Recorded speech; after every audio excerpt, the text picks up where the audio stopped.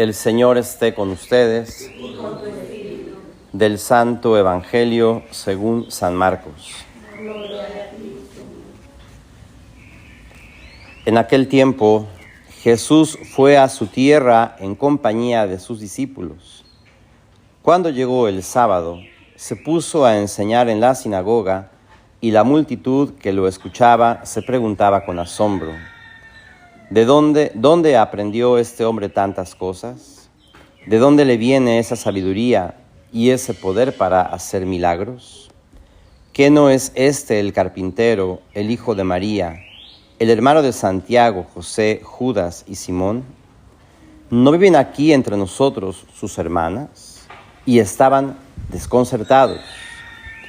Pero Jesús les dijo: todos honran a un profeta, menos los de su tierra, sus parientes y los de su casa. Y no pudo hacer allí ningún milagro.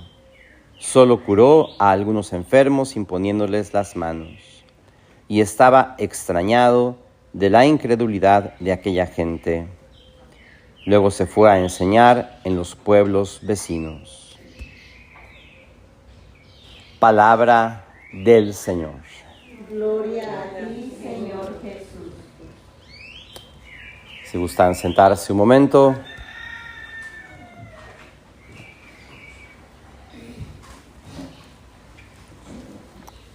Bueno, pues hoy el Evangelio nos ayuda a preguntarnos qué impide en nuestra vida, por ejemplo, ver milagros.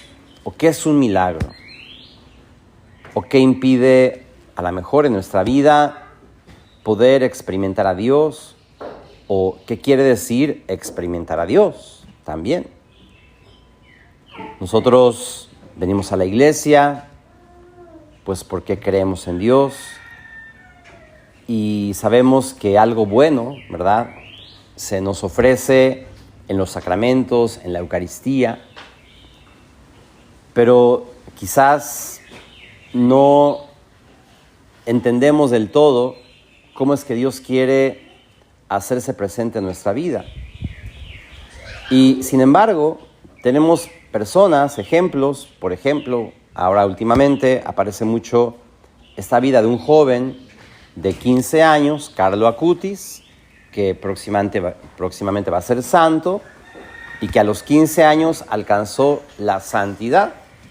Aquí estamos en esta iglesia de todos los santos, ¿no? Y aquí en la capilla, ¿verdad?, están los santos capuchinos, ¿verdad?, alrededor de este Cristo de San Damián, pues que nos están hablando de que el camino que nosotros tenemos trazado por Dios es el camino de la santidad. Pero, ¿qué puede pasar? No, como pregunta, ¿qué puede impedir que yo no sea santo? Bueno, dicen, ¿verdad?, por ejemplo, hablando de Carlo Acutis, que él fue santo rápidamente por la disposición de su corazón. Él dispuso su corazón a Dios. Y en poco tiempo, la gracia de Dios lo llevó a ser un santo maravilloso, un intercesor. Entonces, según el Evangelio que hemos escuchado, podemos entender, al menos tratar de comprender, que Dios desea hacer milagros en nuestra vida, que Dios desea comunicarse a nuestro corazón, que Dios desea revelarse, ¿no?, darse a conocer. Y lo hace de la manera más sencilla. Eso es algo que es muy importante también como pensar, ¿no? Dios no se aparece o Dios no se revela de manera así como sobrenatural, extraordinaria.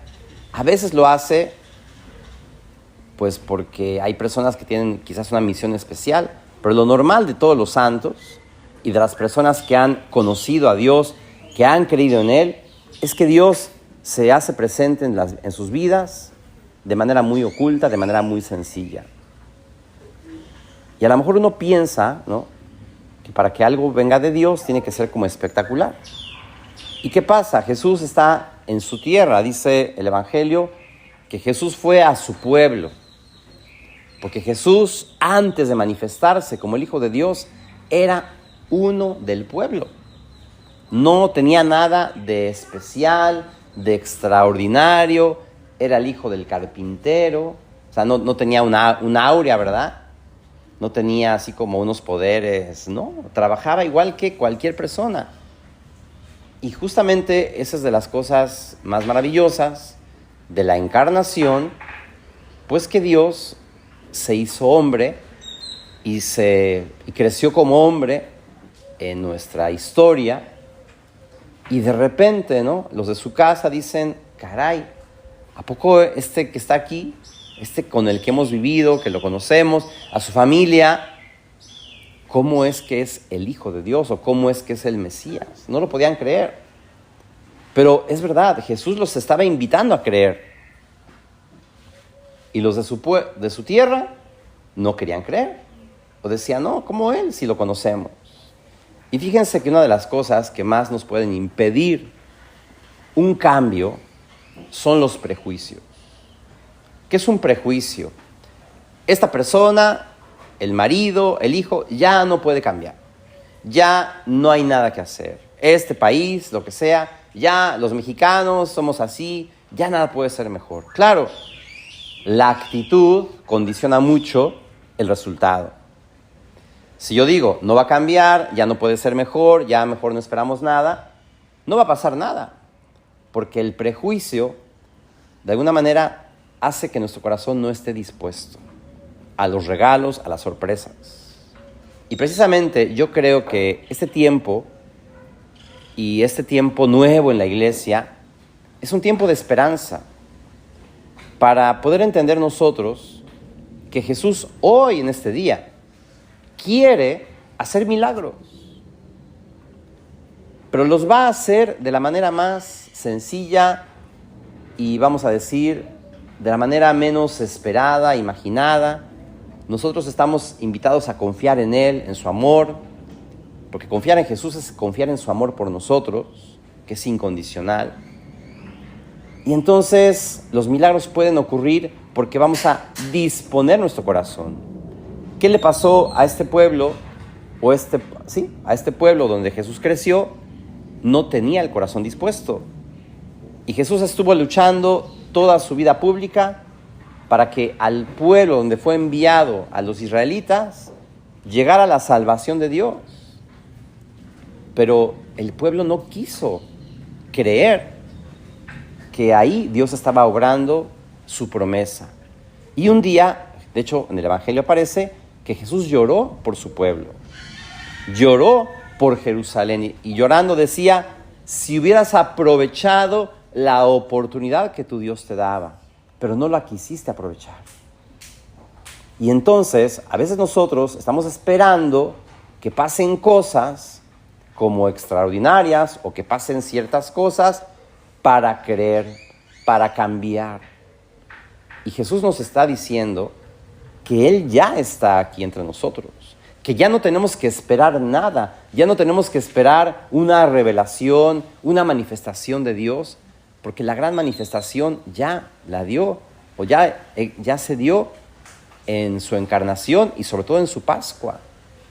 Y por eso, como dice la segunda lectura de San Pablo, que está experimentando su debilidad, y donde dice que un aguijón de Satanás lo atormenta, que 3 veces le ha pedido a Jesús, libérame de esto, y Jesús le responde, te basta mi gracia, porque mi fuerza se manifiesta en la debilidad. Entonces el problema no es que seamos débiles, el problema no es que seamos pecadores, el problema es que nos falta mucha confianza en el poder de la gracia. Y la gracia, queridos hermanos, sobre todo, nosotros la encontramos de manera ordinaria en los sacramentos. Dios puede manifestar su gracia de modo extraordinario, como Él quiera, pero lo ordinario es lo de Dios, ¿no? Y los sacramentos son la manera ordinaria en la que Dios comunica su gracia, su palabra.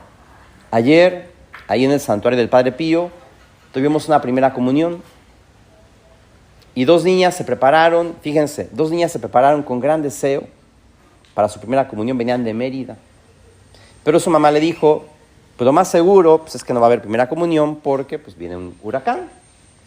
Y estas niñas de 8 y 9 años, o 9 y 10, le empezaron a decir a Jesús, Jesús, si lo más importante es tenerte y recibirte, tú puedes hacer que el huracán se desvíe.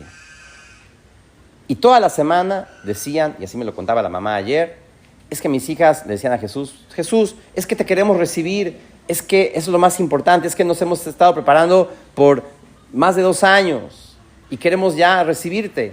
Tú, Señor, puedes hacer que el huracán se mueva, ¿no? Y una oración así de un niño, con esa certeza y con ese amor y con ese deseo, Dios claro que la escucha. Y ocurren esos milagros. Pero, por ejemplo, ayer eso para mí fue un milagro.